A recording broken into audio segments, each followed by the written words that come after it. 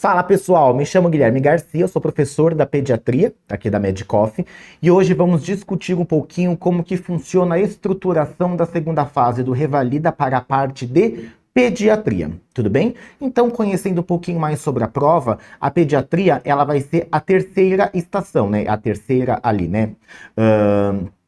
Então, você vai ter primeiro a clínica médica, cirurgia, e depois vem a estação de pediatria, tudo bem? As estações duram em torno de 10 minutos e, por favor, uma coisa que a gente sempre bate na tecla com vocês, tá? Quando vocês entram na sala, a primeira coisa que vocês vão fazer é, além de se apresentar, falar que vocês estão ali para revalidar, né? Vocês vão ler o quê? A tabelinha ali de vocês. A ficha de instrução. Leia a ficha de instrução, tudo bem? Vocês precisam ler a ficha de instrução, porque lá está falando tudo o que você precisa fazer. Às vezes a gente está perdido ali no que né, no que falar, no que perguntar, no que fazer durante a prova. Volta, leia a ficha de instrução. Às vezes você pulou alguma etapa, às vezes você pulou alguma coisa ali, quando você relê, você vai lá e acende uma luzinha na cabeça, você retoma, tá bom? Quer dizer, a gente sempre tem que lembrar que a estrutura do Revalida, ela é de poucos materiais, né? Então a gente não vai ter nada muito elaborado em relação a procedimentos, em relação a outras temáticas, porque não tem como abordar muito isso daí, tá? A gente sempre tem que lembrar que a prova de pediatria, como vocês já perceberam, né, ela sempre é muito focada no quê? Em algum sintoma. Então, geralmente, é a mãe que acompanha aí uma criança, e a criança é o bonequinho, e a gente não pode, na maioria das vezes, não pode tocar no boneco, tá? Então, tá escrito ali na ficha de instrução que a gente não pode tocar no boneco. E dentro desses sintomas, existem sempre dois cenários. São dois cenários aí que a gente está acostumado na pediatria. Ou é o cenário da unidade básica de saúde, onde vamos abordar uma questão de puericultura, ou estamos dentro de um cenário de pronto atendimento, de pronto-socorro, tá? Então, na pediatria, a gente sempre tem essas duas estruturas. A estrutura da puericultura e a estrutura do pronto-socorro. Da puericultura, o que a gente vai fazer? A gente tem que destrinchar a anamnese, né? Então a gente tem que falar sobre tudo, perguntar tudo. Antecedentes neonatais, antecedentes gestacionais. Temos, sim, obrigatoriamente que perguntar sobre caderneta de vacinação, mesmo que não seja nada sobre vacinação, mas faz parte da consulta de puericultura. A gente já vai destrinchar um pouquinho mais sobre isso, tá? E no pronto-socorro, são queixas muito mais direcionadas, objetivas. Você não vai ficar pedindo gráfico de crescimento numa consulta de pronto-socorro, né? Então, a gente já vai mostrar, né, no próximo slide eu vou mostrar para vocês quais foram os temas que caíram e como a gente estrutura isso em puericultura e pronto-socorro. E na pediatria, sempre vocês têm, né, a obrigação de dar um diagnóstico e dar uma conduta. Na pediatria, sempre terá um diagnóstico e uma conduta a ser dadas, tudo bem? Independente se estamos diante de um quadro de puericultura ou um quadro de pronto-socorro. Certo? Então, ó, o que já caiu na prova aqui do Revalida, né? Então, ó, apendicite e puericultura. Perceba que é sempre uma questão de puericultura, uma questão de pronto-socorro. Hidrocele e febre sem sinais localizatórios. Hidrocele cai como puericultura, febre sem sinais como pronto-socorro. Aleitamento, vacina e corpo estranho. Corpo estranho no pronto-socorro, aleitamento e vacina na puericultura. Escorpião e puericultura, mais uma vez, né? Aqui também, estenose hipertrófica de piloro. É uma questão muito mais ali de puericultura, pronto atendimento, dependendo de onde você estiver, tá? E a celulite perorbitária é pronto-socorro.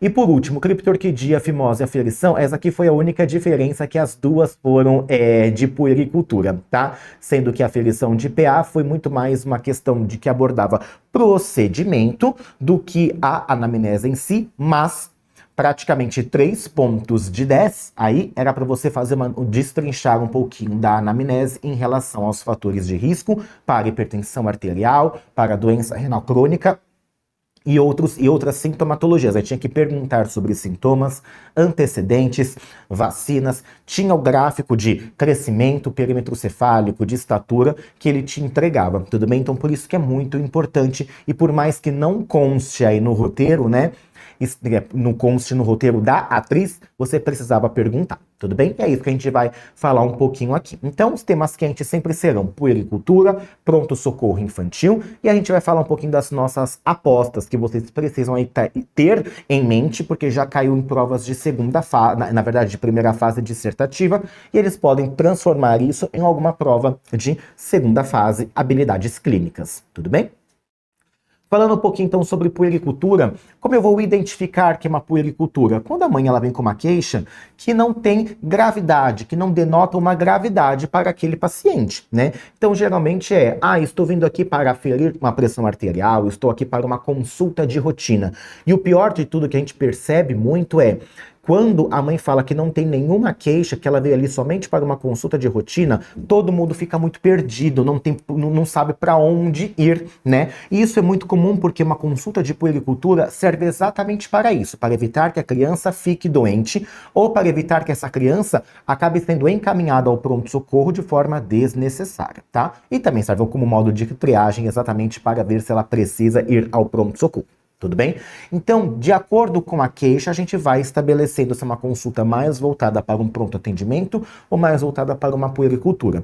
De todo modo, primeira coisa que vocês têm que fazer é se apresentar, é a apresentação. Então eu preciso falar o meu nome, a minha função e o que eu estou fazendo ali dentro da unidade, né? Seja ela de pronto atendimento ou de pronto-socorro. Olá, bom dia, meu nome é Guilherme, eu sou médico aqui da unidade, eu estou hoje aqui para atendê-la. Qual é o seu nome? Qual é o nome da bebê? Qual é o nome qual é a sua idade? Qual é a idade da criança? Se dentro da anamnese você percebe que é uma coisa muito mais infecto-contagiosa, vale a pena você perguntar procedência, naturalidade, se fez viagens aí, né, nos últimos 10, 14 dias, ou até mesmo nos últimos 21 dias, enfim, de acordo ali com a anamnese, você vai perguntar, porque às vezes a gente desembesta a perguntar tudo aquilo, religião, não, a atriz não vai fazer, não vai responder, porque você perguntou um monte de coisa junto, ela vai responder quando você perguntar exatamente quando você for objetivo, tudo bem? Então você tem que se identificar, isso faz parte, isso conta ponto, geralmente meio ponto da identificação, da apresentação. Sempre perguntar se aquela pessoa que está com a criança é a mãe. E aqui a gente já começa com uma das nossas apostas, né, que é maus pratos. Se não for a mãe, se ela fala, não, eu sou a avó que estou trazendo a criança para a consulta de puericultura. Ok, você é a avó. Mas por que você trouxe a criança aqui? Eu nem perguntei ainda sobre a queixa? Não, às vezes a queixa é exatamente essa. Na verdade, você vai tirar a queixa ali de quem está trazendo a criança. Porque não é comum uma criança ser levada a uma consulta de puericultura, geralmente um bebezinho ser levado a uma consulta de puericultura, levado pela avó, né? Então, assim, quem que é o cuidador máximo ali da criança? Ou é o pai ou é a mãe dessa criança, tudo bem? Se não foi a mãe, se não foi o pai, por que foi a avó? Onde está a mãe dessa criança? Essa mãe, ela tem esse filho e tem outros filhos? Se a avó está aqui com essa criança, cadê as outras crianças? Está na escola, está em casa, está com quem? Por quê? Porque a partir dessa identificação, dessa apresentação, a gente já começa a pensar no quê? Em negligência parental. E negligência parental faz parte aí do rol dos maus tratos e precisa ser acionado o conselho tutelar. Tudo bem? Porque não é comum. Essa avó tá aí, tá. E aí? E essa avó faz o quê da vida, né? Então a gente tem que destrinchar um pouquinho mais essa questão da anamnese, que olha, a gente só começou na apresentação. E aqui é um ponto importante da gente sempre identificar. Por que não é a mãe que está trazendo essa criança? Ela trabalha? Ela trabalha onde? É autônoma? É regime de CLT? Por que pensar tudo nisso? Porque se for uma criança menor do que 6 meses, teoricamente, ela tem que estar em regime de aleitamento materno exclusivo. Se a mãe for CLT e ela está trabalhando ainda no período da licença maternidade, isso não pode. Eu tenho que determinar se ela está em licença maternidade, se ela não está em licença maternidade. Se ela é autônoma, ela tem condições de comprar o leite para essa criança? Que tipo de leite que está sendo oferecido? Então perceba que é uma estruturação de raciocínio que parte desde aí da apresentação. Então vocês, infelizmente, precisam começar a construir esse raciocínio. A prova do INEP, ele tá mudando. Antes tinha aquela questão de sair perguntando um monte de coisa, né? Que tinha para poder ganhar ponto, ganhar tempo, mas a prova do INEP está mudando e o INEP está fazendo muito mais parecido com as provas de residência médica do Brasil. E aqui, quanto mais tempo você perde, menos prova você consegue fazer, tá bom? Então, infelizmente, tem que ter essa estruturação de anamnese, que aqui, somente na apresentação, a gente já consegue tirar muitas informações, tá? E sempre a gente tem que perguntar o que trouxe essa mãe, essa avó, esse pai aqui, né? Então, olha, boa tarde, meu nome é Guilherme, eu sou médico aqui da unidade e hoje eu vou fazer a sua consulta. Eu gostaria de saber qual é a sua queixa, o que trouxe você à nossa consulta. Ai, é a queixa X ou não, eu estou aqui somente para uma consulta de rotina, tá bom?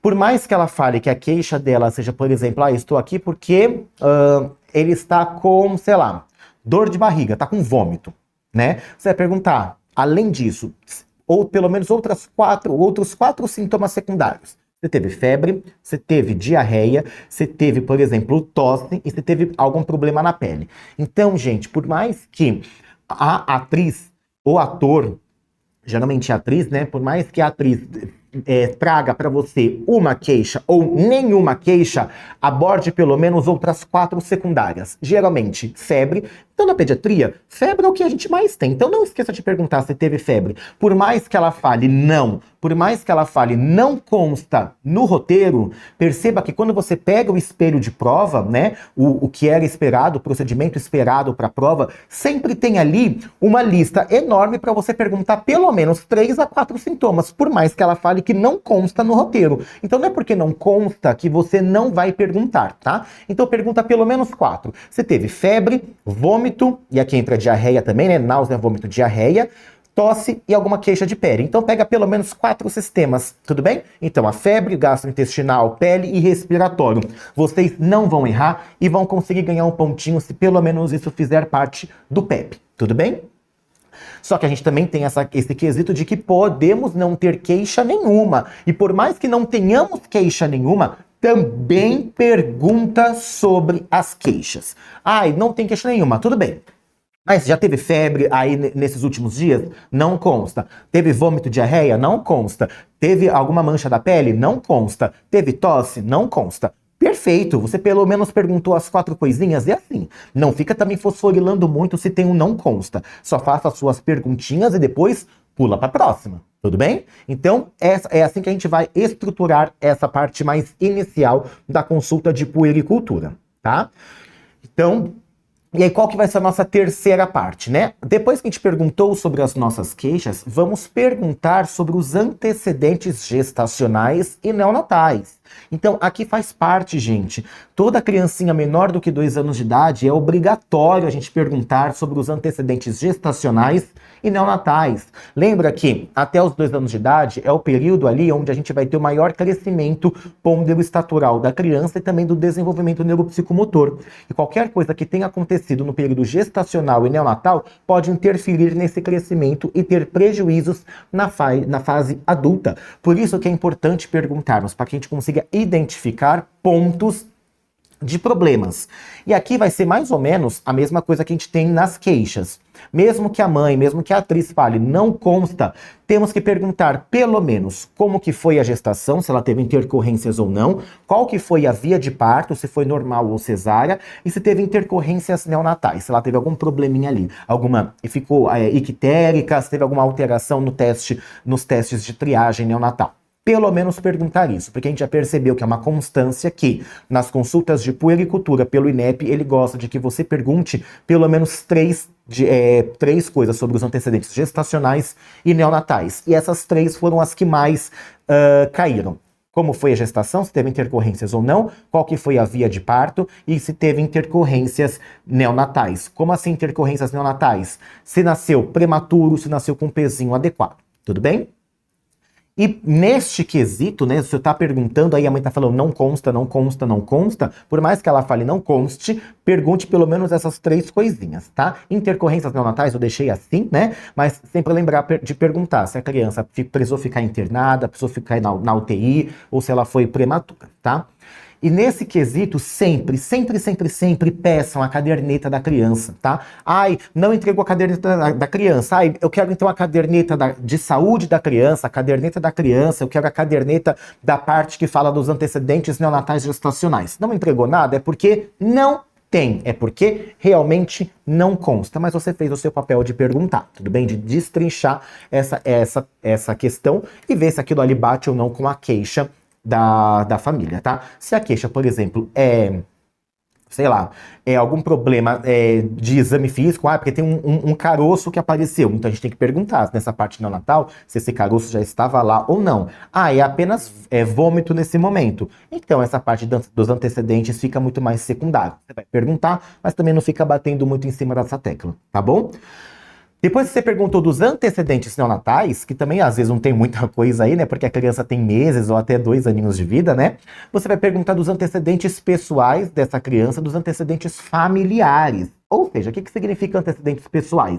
Se ela já foi internada, se ela já foi submetida a alguma cirurgia. E você tem que perguntar se a vacinação está em dia. Mesmo você perguntando se a vacinação está em dia e a mãe, dependendo do que ela for falar ali, você tem que pedir a caderneta de vacinação. A gente sempre tem que lembrar que, quando a gente vai falar da caderneta de saúde da criança, vem tudo junto. Vem essa parte dos antecedentes gestacionais, vem os gráficos, tudo junto, e vem também a caderneta de vacinação. Mas para o INEP, nada tá junto, é tudo separado. Então, se tá tudo separado, você é obrigado a pedir de forma separada cada componente da caderneta de saúde da criança, tudo bem? Não espere que ele vá te entregar todos os cards ali, né? Ele vai te entregar tudo só porque você pediu a caderneta da criança. Tá bom, caderneta da criança. O que em específico? Eu quero a caderneta da criança que fale sobre os antecedentes neonatais e gestacionais. Eu quero a caderneta da criança sobre a vacinação. Eu quero os gráficos de crescimento, perímetro cefálico. É isso que tem que pedir, né? Peça de forma separada, porque é assim que se constitui a prova do INEP, tudo bem? Então, dos antecedentes pessoais, é isso. Você já, né, as vacinas, e peço a caderneta de vacina, você já ficou internada ou não, e se já foi submetida a alguma cirurgia ou não, tá? E se já teve alguma doença infecto-contagiosa. Quando você vai falar sobre a vacina, você está olhando a caderneta de vacinação, certo? Então você pegou ali a caderneta de vacinação e você está olhando a caderneta. Se você notar que a caderneta está atrasada, está inadequada, você já tem que verbalizar. Diga em voz alta, olhando para a câmera, vacinação ou caderneta de vacinação atrasada. Ponto. É assim que a gente tem que fazer, tá? Você identificou alguma alteração, olhe para a câmera e fale a alteração. Não identifiquei a alteração, olhe para a câmera e fala que está normal ou sem alteração.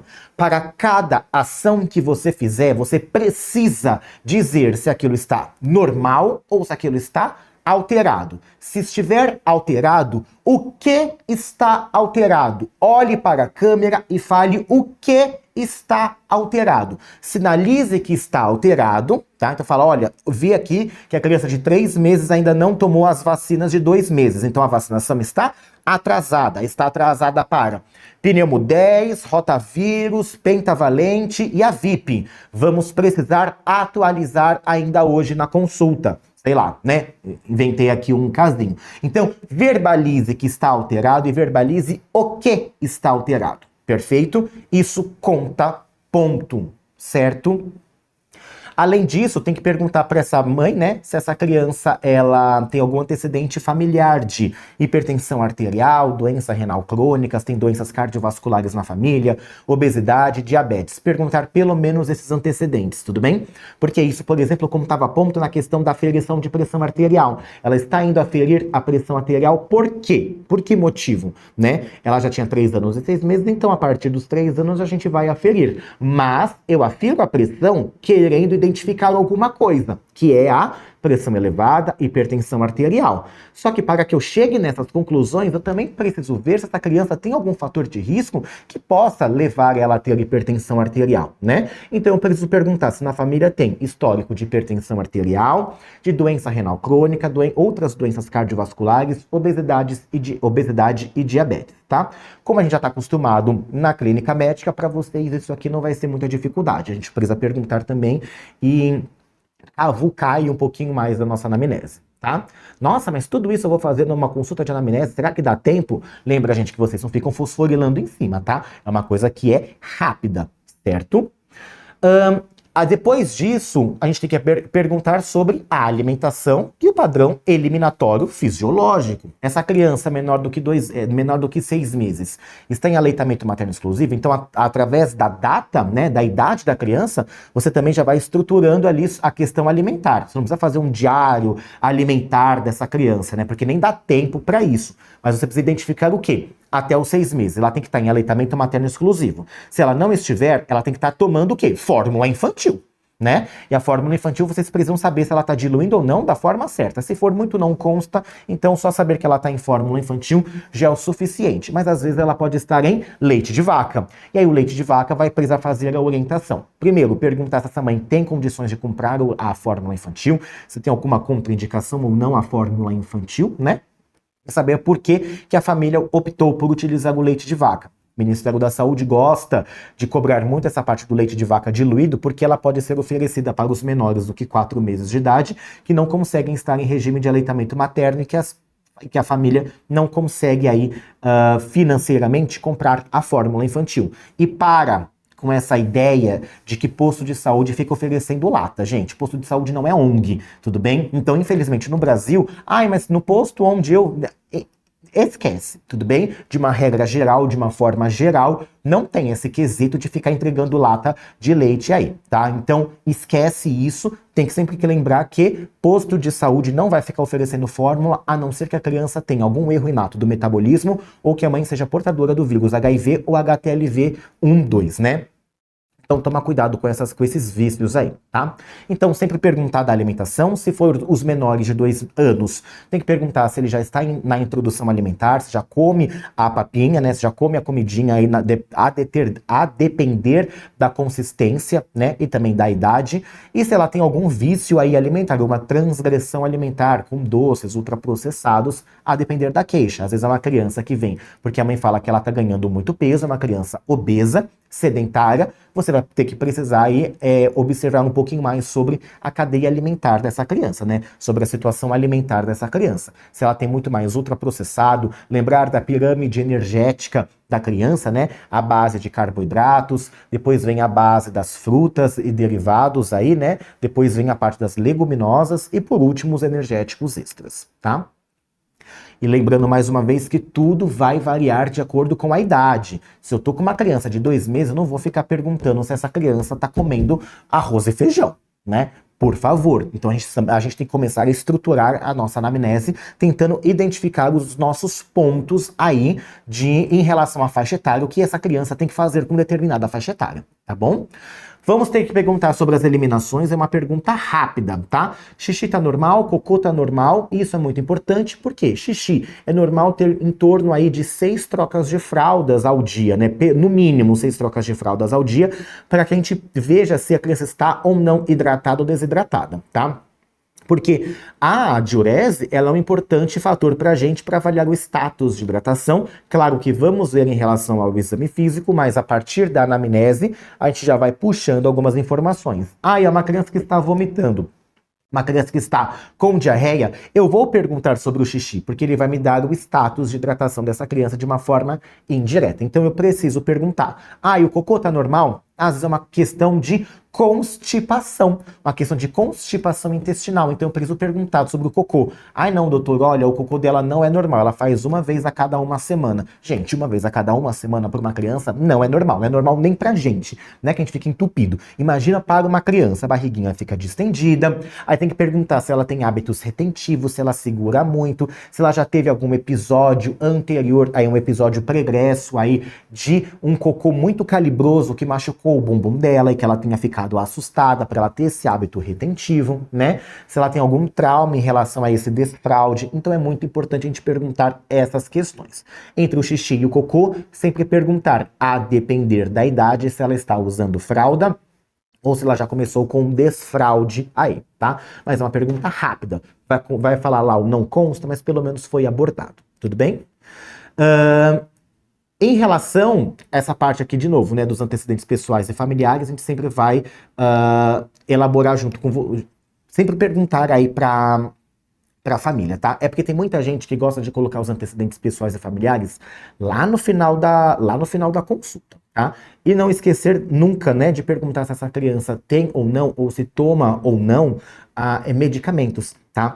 Lembrando que os menores do que 2 anos, eles precisam estar tomando, né, o ferro suplementar, e aí a gente vai ter que identificar se o ferro suplementar foi aos 3 meses, aos 6 meses, se foi ao final dos 30 dias de vida, né, e tem que estar tomando a vitamina D. Lembrando que vitamina D, hoje em dia, o Ministério da Saúde coloca até os 18 anos de idade. Então, precisamos sim perguntar sobre a suplementação vitamínica. Tudo bem? E aí depois a gente saber as doses que vamos oferecer, né? Que é de 400 unidades até o 1º ano de vida e depois 600 unidades até os 18 anos de vida. Se eu tiver alguma condição que leve aí a uma hipovitaminose D, é de 1.200 a 1.800 unidades, a depender da condição. E obesidade, ela entra como uma dessas condições, tá bom? Vamos perguntar agora nos nossos segmentos sobre o desenvolvimento neuropsicomotor da criança. E quando a gente pergunta sobre o desenvolvimento, o que a gente percebe muito é que vocês perguntam assim: mas como que tá o desenvolvimento do bebê? Gente, quem que é o médico ali da situação? É vocês, são vocês, né? Perguntar como está o desenvolvimento, vai falar, pra mim tá bom, né? Tá ótimo, né? Não. Você vai olhar a faixa etária da criança e você vai perguntar sobre o desenvolvimento da faixa etária da criança. Pelo amor de Deus, hein? Pergunta ativamente sobre todos os marcos do desenvolvimento para aquela faixa etária. Lembrando que são 4, né? Temos o desenvolvimento motor grosseiro, motor fino, temos o psicossocial e temos o de linguagem. E é uma criança de 9 meses, então eu sei que o intervalo é de 9 a 11 meses. Se é de 9 a 11 meses, o da linguagem tem que ter jargão. Se ela não faz o jargão, já tá errado, né? Eu tenho que identificar se tem algum fator aí de atraso do desenvolvimento. E como eu identifico? Através dos meus antecedentes pessoais, que eu acabei de bater o martelo mais uma vez. Deixei 2 vezes, que é para vocês não esquecerem, né? E dos antecedentes gestacionais e antinatais, né? Asfixia, ficou internado na UTI, teve parada cardiorrespiratória. Isso vai mostrar pra gente que ela tem um fator de risco. Prematuridade é um fator de risco para atraso do desenvolvimento, né? Então, de 9 a 11 meses, eu sei que tem que ter o jargão, eu sei que essa criança, ela já tem o sorriso social, já faz o contato com outras pessoas, ela olha para as pessoas, ela interage com outras pessoas da parte psicossocial, ela já está fazendo o movimento aí, né, de pinça, ela já passa um objeto de uma mão para outra, ela já consegue pegar as coisas e ela já está o quê? De pé. Né? Então ela já consegue andar com apoio entre 9 e 11 meses. É isso que eu tenho que perguntar. E ela já anda com apoio? Ela já faz o movimento de pinça para pegar as coisas? Ela tem esse contato com as pessoas? Ela está na fase do estranhamento social? E ela já consegue fazer o jargão, formular as frases próprias de criança?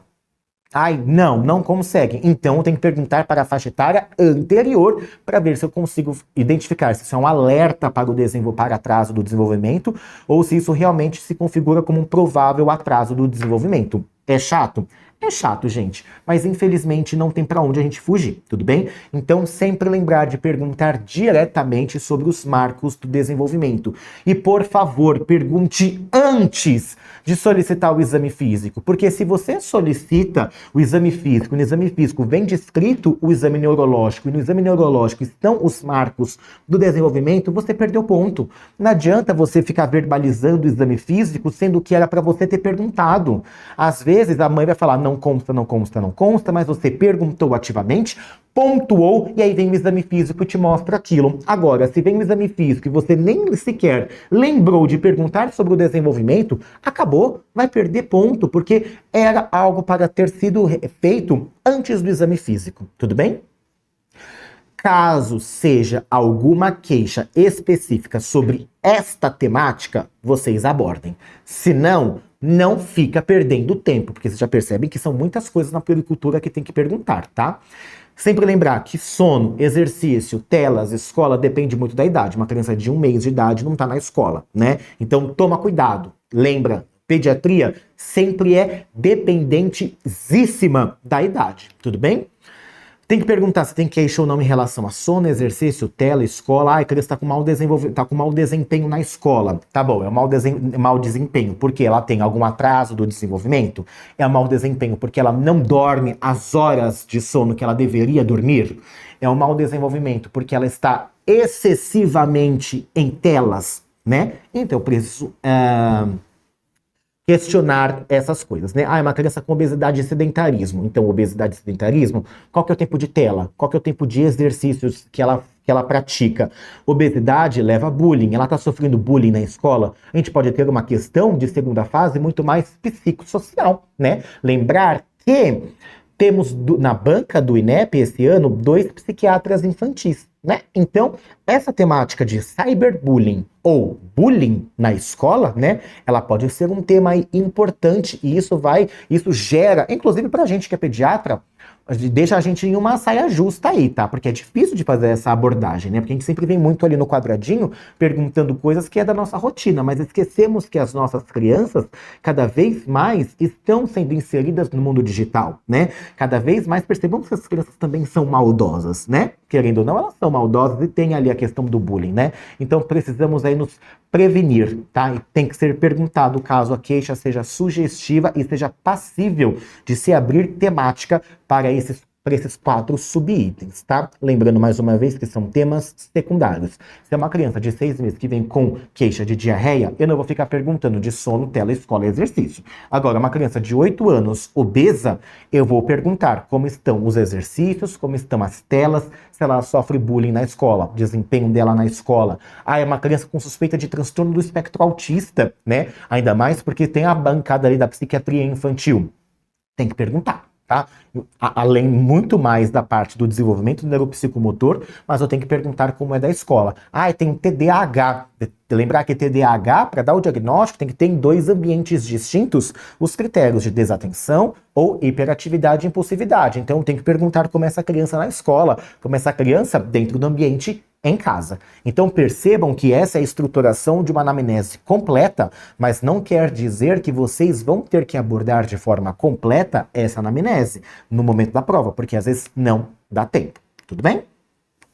Terminei essa parte da anamnese, da parte clínica, né? Porque lembrar que a anamnese é história clínica mais exame físico, tá bom? Sempre vem aí com esse vício de que anamnese é só história clínica. Então não, tá? Anamnese é história clínica mais exame físico. Pelo amor de Deus, tudo bem? E perguntem, eu quero, né? Onde está o exame físico? Eu quero o exame físico, eu vou solicitar o exame físico. E para solicitar, vai falar que você vai lavar as mãos. Não precisa falar que vai calçar luva. Ninguém fica vestindo luva para ficar examinando criança. Tá tudo bem? Então assim, cuidado. É só vou lavar as mãos para examinar a criança. E pergunte à mãe se você pode examinar a criança, tá? Tem que ter a permissão da mãe. Ai, mas eu estou numa prova. Não interessa. Tem que perguntar para a mãe, tá? Se pode examinar. E você tem que perguntar para, na verdade, pedir ajuda para a mãe. Olha, você pode tirar a roupa da criança para que eu faça o exame físico? Exame físico de criança, ele é feito sem roupa. É sem roupa, tudo bem? Não existe você perguntar para a mãe se pode fazer o exame físico e não pedir ajuda para ela para tirar a roupa da criança. Isso era um dos requisitos, por exemplo, para ferir a pressão arterial. Quem não pedia para tirar a roupa da criança, perdia ponto. Criança se examina sem roupa. Por isso que precisamos pedir para a mãe a permissão para examinar a criança. Tudo bem? Ainda mais se você for pedir, né, se for uma questão, por exemplo, é de puericultura, mas pode ser uma puericultura de procedimento. Qual procedimento? Você verbalizar como você vai pesar, se é na balança normal ou na balança de bebê, se você vai medir a estatura da criança deitada na vertical ou na horizontal e como você vai aferir o perímetro cefálico da criança. Então, muitas vezes, você vai ter que falar o jeito que o Ministério da Saúde gosta da aferição, né? Porque existem procedimentos padrões, né? Então, o do bebê, você vai até ali os 2, 3 anos de idade, até a criança atingir um peso de 15 a 16 quilos, né? A balancinha de bebê. Da estatura, geralmente, é até os 2 anos de idade que você vai avaliar na vertical. Perímetro cefálico, lembrar que a gente tem que fazer o quê? A fita, ela passa por aqui, a gente termina aqui, na cabeça da criança, tudo bem? A gente termina de vir a fita aqui. Aqui a gente tem o costume de terminar aqui, mas não, né? Então existem procedimentos específicos, existe uma determinação específica para você fazer as medidas antropométricas, tá? E às vezes vai ser esse o procedimento, tudo bem? E quando você pedir, quando tiver ali para você medir a criança, se for uma criança pequenininha, obrigatoriamente tem que ter a ajuda da da mãe, a ajuda da atriz ali, tá? Isso está no manual do Ministério da Saúde e da Sociedade Brasileira de Pediatria. Não dá para o médico sozinho aferir a estatura da criança. Só ele, tá? Precisa da mãe, porque a mãe segura a cabecinha para ficar reta e o pediatra, o médico, vai esticar a perna e colocar o joelho junto com o calcanhar na superfície. Tudo bem? Então, tem que tomar cuidado, tá? Depois que entregou o exame físico, interprete o exame físico. Fala, olha, exame físico sem alteração. Não, o exame físico está alterado, tudo bem? Exame físico alterado, o que está alterado ao exame físico? Além disso, faz parte do exame físico pedir os dados antropométricos. Ai, mas aí se não entregou nada é porque realmente não era para aquilo, tudo bem? Mas você precisa pedir os dados antropométricos. Ai, mas ninguém entregou os dados. Veja no card do exame físico se ali já não está o perímetro cefálico, estatura, peso, tá bom? Eu vi no exame físico que eu já tenho estatura, peso, perímetro cefálico e IMC, muito provavelmente a banca está querendo dizer que você precisa pedir os gráficos antropométricos, tá bom? E aí vem a antropometria. Então, viu que tem perímetro cefálico, peso, estatura, IMC ali no exame físico, ou ele te entrega um card somente com esses parâmetros, peça os gráficos, tudo bem? Eu quero um gráfico de peso por idade, estatura por idade, IMC por idade, perímetro cefálico por idade para o sexo determinado aí da criança, tudo bem? E aí, obviamente, que você vai interpretar corretamente o gráfico. Viu o gráfico? Não fica lá. Ou tô olhando o gráfico e falei, ah, é isso aí. Não. Viu o gráfico? Viu de perímetro cefálico? Olha lá.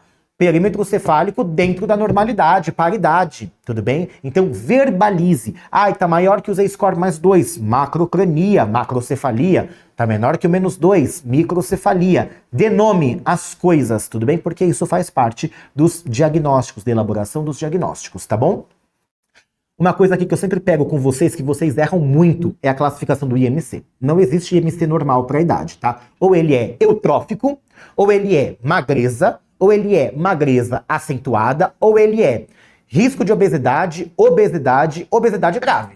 Não existe, ai, normal. Ai, mas eutrófico é normal. Não, galera, não. Tudo bem? Vamos dar os nomes corretos às coisas. Não vamos dar margem para que a banca tire ponto de vocês. Tudo bem? Então, somente do IMC. Peso e estatura, eles são adequados para a idade, tudo bem? Mas o IMC, não. IMC ou ele é eutrófico ou ele é qualquer outra coisa aí, tudo bem? Mas precisamos dar os nomes corretos, tá? Então, sempre lembrando, né, que o peso e estatura, eles serão ali, peso adequado para a idade, estatura adequada para a idade, mas o IMC, não, certo? Terminei aí de fazer a estatura, vou dar agora os diagnósticos de puericultura, tudo bem? Se houver alguma queixa específica, eu dou o diagnóstico para a queixa. A criança está com tosse. Isso aqui é uma bronquiolite viral aguda, isso aqui é uma pneumonia bacteriana. Está com diarreia, isso aqui é uma gastroenterite aguda, ou uma diarreia viral aguda, é uma otite média aguda. Enfim, tem uma queixa específica, eu vou dar o diagnóstico específico para aquela queixa.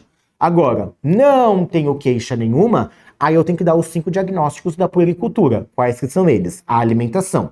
A alimentação está adequada ou não para a idade? Crescimento está adequado ou não para a idade? Desenvolvimento está adequado ou não para a idade? Vacinação está atrasada ou em dia? Não tem, vacinação inadequada. Não, é vacinação atrasada ou em dia. E a puberdade, se ele está pré-púbere ou em qual estadiamento de Tanner para a puberdade ele se encontra, tá bom? Então aqui tem que falar se ele está em M3P3, G2P1 ou se ele é pré-púbere, tudo bem? Caso seja relevante, tá? Mas muitas vezes não vai ser. Puberdade ali só seria mesmo para as crianças que entraram em puberdade, tá? Ou se o diagnóstico for de uma puberdade precoce ou uma puberdade atrasada, por exemplo, tá bom? Só tomar cuidado com essa questão, tá? E a conduta, obviamente, né? Focar na queixa. Se houver queixa, então é uma pneumonia bacteriana, então eu vou dar antibiótico terapia domiciliar. É uma meningite, uma suspeita de meningite, vou encaminhar ao pronto-socorro mais próximo. É uma bronquiolite viral aguda, pode ser dado em casa, é uma diarreia aguda, tal soro de reidratação oral, caso seja plano B, por exemplo. Sei lá, né? Mas é uma conduta específica para aquela queixa. Agora, não tem queixa? E não só quando não tem queixa, até, tá? Mas assim, não tem queixa, eu vou ter que falar se vai fazer o acompanhamento habitual de rotina ou não, se eu vou me encaminhar para algum outro especialista ou não, tá? Então, independente se tem queixa ou não, eu preciso falar que, pelo menos, vai manter o acompanhamento de puericultura habitual, tá? Se eu vou fazer o encaminhamento ou não para alguma especialidade, a depender da minha queixa, né? Ou se eu vou solicitar algum exame laboratorial para o meu paciente, a depender da queixa que ele traz, certo? Então, galera, é muito difícil. Puericultura é uma coisa difícil, né? Na verdade, para mim, é o mais difícil de todos. Quando você tem uma queixa, você foca na queixa e segue e toca o barco.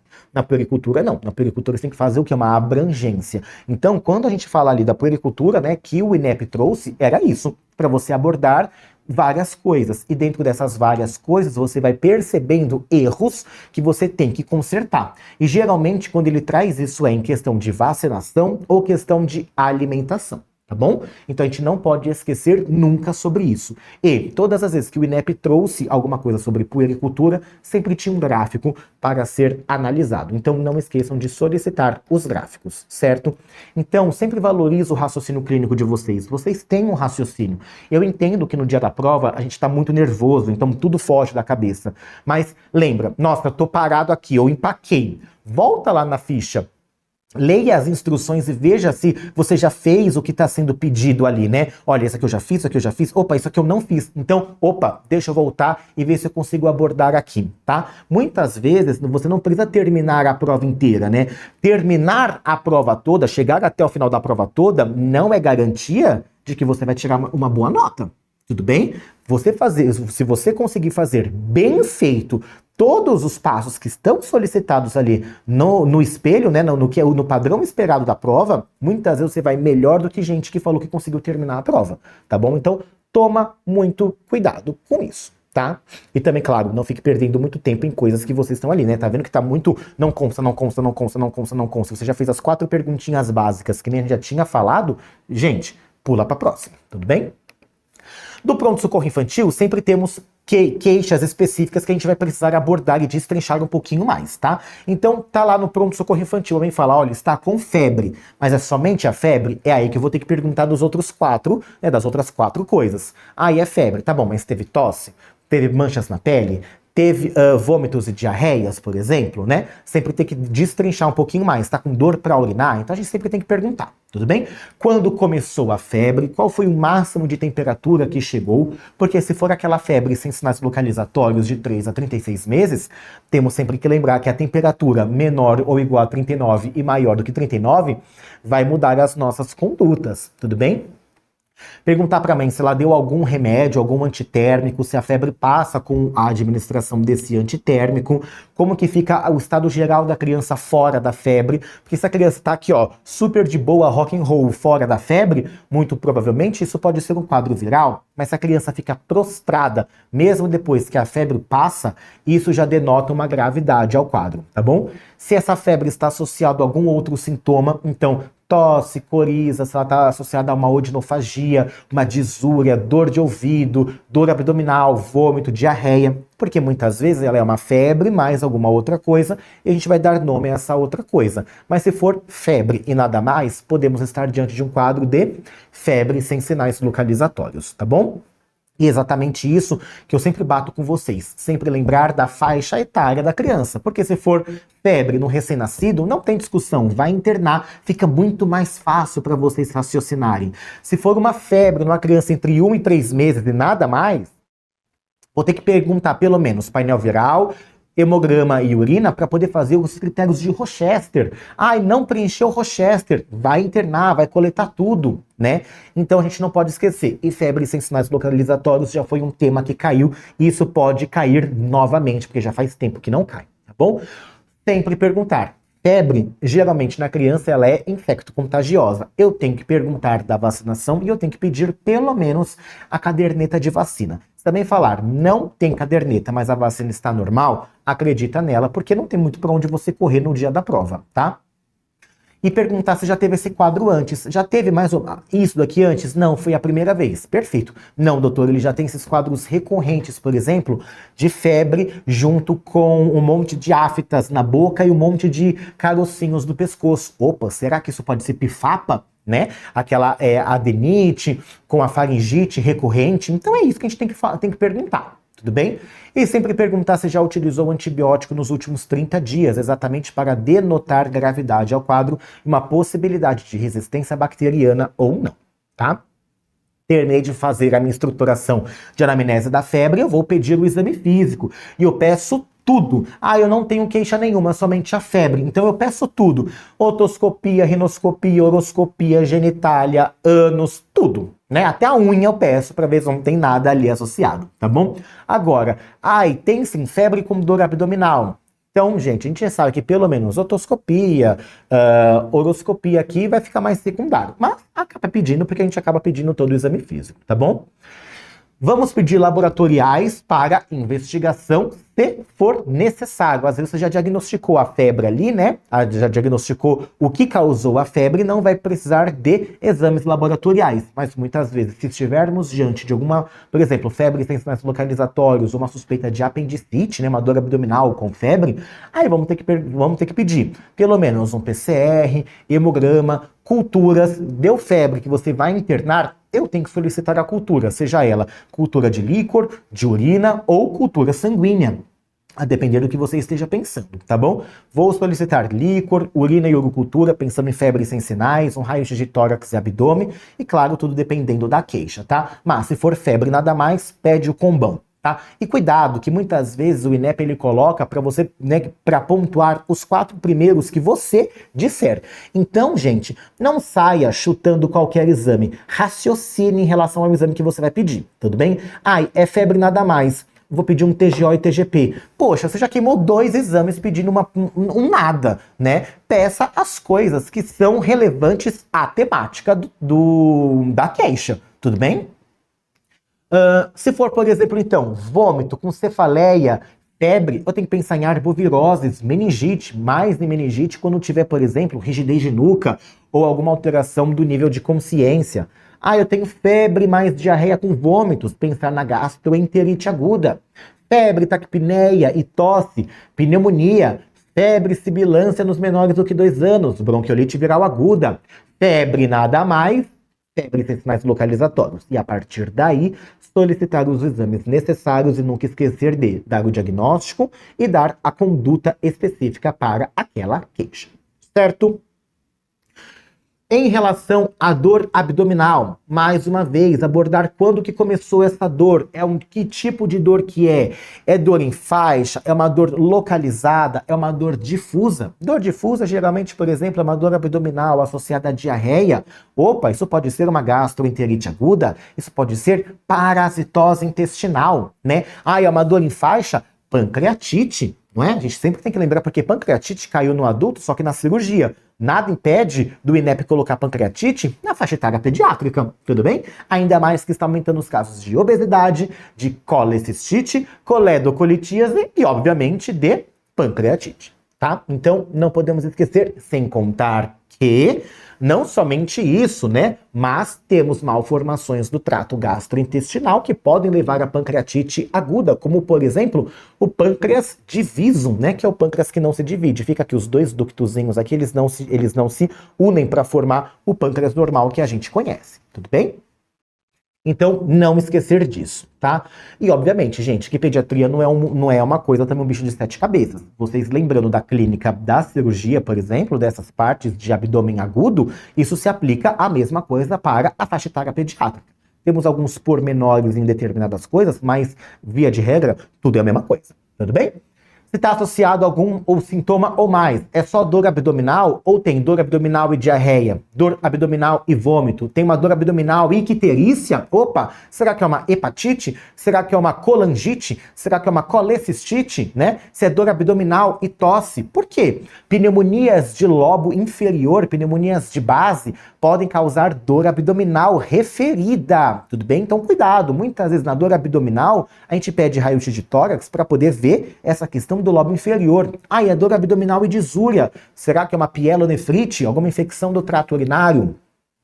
Tem que perguntar se tem sangramento nas fezes com essa dor abdominal, porque podemos estar diante de uma invaginação intestinal, a intussuscepção intestinal, que pode ser um tema cobrado que até agora não foi cobrado na prova de segunda fase. E cirurgia pediátrica é algo queridíssimo aí pelo INEP, tudo bem? Então, intussuscepção intestinal pode ser uma abordagem e vai vir no quê? Uma mãe que vai falar para você que a criança está com dor abdominal intensa, pode estar associado ou não à febre, né, para confundir ainda mais. Mas ela vai falar que tem dor abdominal e sangramento nas fezes. Em geleia em framboesa, será que é uma hematoquesia? Por quê? Podemos ter a diverticulite de Meckel. Eu sei que isso talvez vai ser muito exagero, né? Eles cobraram uma diverticulite de Meckel, um divertículo de Meckel, mas, né, vindo do INEP, a gente nunca sabe de nada, tudo bem? Você vai perguntar também se tem algo que melhora ou não a dor, tem algo que piora ou não a dor, porque isso já vai falando pra gente, né? Já vai direcionando pra gente um pouquinho mais. É uma dor contínua, é uma dor que vai e vem, porque dor contínua geralmente, por exemplo, pancreatite, uma dor intermitente, por exemplo, parasitose intestinal causa uma dor intermitente, diarreia causa dor intermitente, do tipo cólica, né? Como está a alimentação dessa criança? Ela ficou totalmente em anorexia depois que começou a dor abdominal? Então a gente tem que pensar no que? Olha, apendicite, né? Febre, dor abdominal, criança que parou de comer e não tem mais nada, tem que pensar em apendicite. Como está a evacuação da criança? Não, parou de evacuar, não tem mais eliminação de fezes nem de flatos, né? E apendicite foi um tema que caiu e caiu exatamente desse jeito. Certo? Perguntar pra mãe, já teve isso antes? Porque aí a gente já começa, por exemplo, já teve isso antes, então não é, né? Então a última vez não foi apendicite, será que dessa vez pode ser, né? Então a gente tem que fazer essa coligação. Do sexo feminino, o que eu tenho que fazer? Eu tenho que obrigatoriamente perguntar sobre menarca e também relação sexual, porque isso pode ser uma gravidez ectópica, pode ser uma torção de ovário, pode ser abuso sexual. Teve uma laceração vaginal, por exemplo, e está referindo como dor abdominal, ou até mesmo uma relação sexual anal, que fez aí algum trauma, machucou aí a parte anal dessa criança, do sexo feminino ou dessa adolescente. Então, feminino, eu não posso esquecer nunca de perguntar da menarca, se tem relação sexual, tá? E eu tenho que sempre solicitar um beta-HCG que a gente já vai falar sobre, tudo bem? Ao exame físico, eu sempre tenho que me atentar ao pulmonar, lembrar da pneumonia de base, a parte abdominal, e aí vai ter inúmeras coisas, né? Então, pancreatite, esofagite, colecistite, coledocolitíase, né? A intussuscepção intestinal, e tem que ver a parte anogenital, exatamente para afastar as questões de maus tratos, vulvaginites. Certo? Exames complementares, então, um raio-x de abdômen sempre, pensei em abdômen agudo, vou solicitar sempre um raio-x de abdômen, né, nas suas incidências de abdômen agudo. Vou pedir também um raio-x de tórax, pensando em pneumonia de base, urina 1 e urocultura, para ver se tem, tem disúria com dor abdominal, pielonefrite, né? Um beta-HCG para as meninas pós-menarca e que já tem relação sexual, ou mesmo que ela não tenha relação sexual, para sexo feminino pós-menarca, eu tenho que pedir um beta-HCG. Vou pedir ultrassom ginecológico para os casos de suspeita de torção de ovário ou torção anixial e ultrassom abdominal de uma forma geral para avaliar, né, órgãos intraabdominais que não sejam retroperitoneais. Hemograma, amilase e lipase na dependência da característica de dor da pancreatite, certo? Dos diagnósticos que podemos ter de dor abdominal que são recorrentes na faixa etária pediátrica, diarreia aguda, das partes de abdômen agudo, a apendicite, que já foi cobrada, a intussuscepção intestinal, que pode ser cobrada, e a pancreatite aguda, que já foi cobrada no adulto, mas pode cair na faixa etária pediátrica.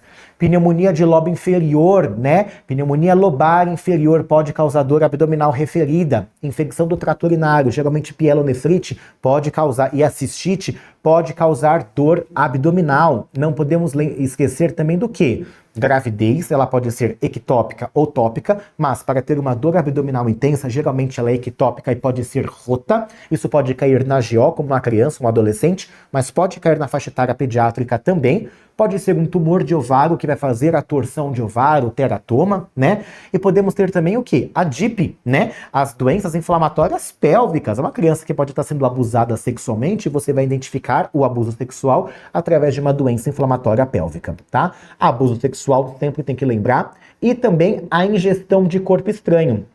Crianças que estão em descobrimento ali do seu corpo pode fazer o quê? Pegar uma boneca, uma cabecinha de boneca, colocar dentro da vagina, isso pode ser referida como dor abdominal, ou uma criança que ingere bateria, que ingere pilha, e aí você começa a ter o quê? Toda a destruição da mucosa esofágica, gastrointestinal, por conta do conteúdo de bateria e da pilha. Ou você pode ter um objeto pontiagudo ingerido que fez uma perfuração ali, mas aí você consegue identificar através do raio-x de abdômen. Perfeito?